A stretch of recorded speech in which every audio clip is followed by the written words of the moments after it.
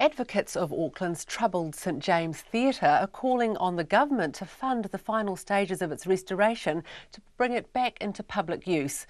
Developers pulled the plug on the construction of 300 apartments attached to the site, and the parallel restoration of the historic St James Theatre is also now uncertain. Eva Collette reports. There's a fraction. There's a fraction. There's a fraction, too much friction. A live recording of Tim Finn playing at the St James Theatre in 2001. From local music royalty to major international stars, the St James has hosted them all, and it's considered by many to be a jewel in Auckland's crown. But the developer, Reliance Holdings, has pulled a development project on the same site as the theatre after it failed to secure funding.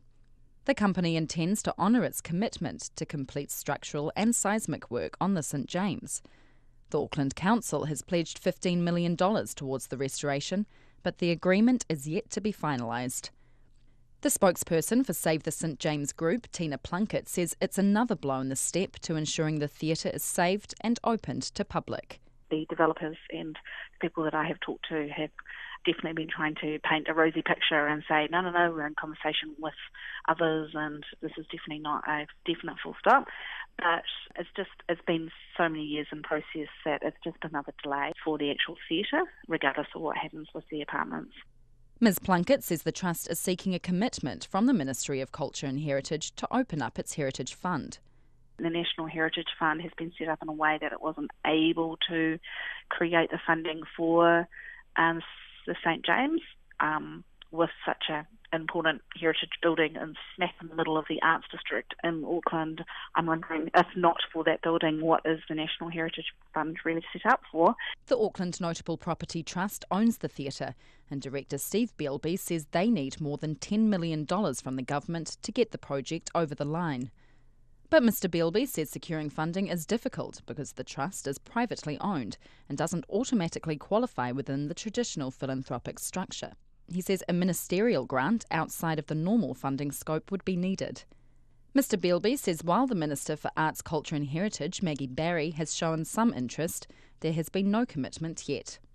The Labour MP for Central Auckland and spokesperson for Arts, Culture and Heritage, Jacinda Ardern, says Maggie Barry gave the impression the government would assist, but has since been quiet. All anyone ever asked central government to do was to have an open mind and to think creatively about whether there was a way that there could be a contribution.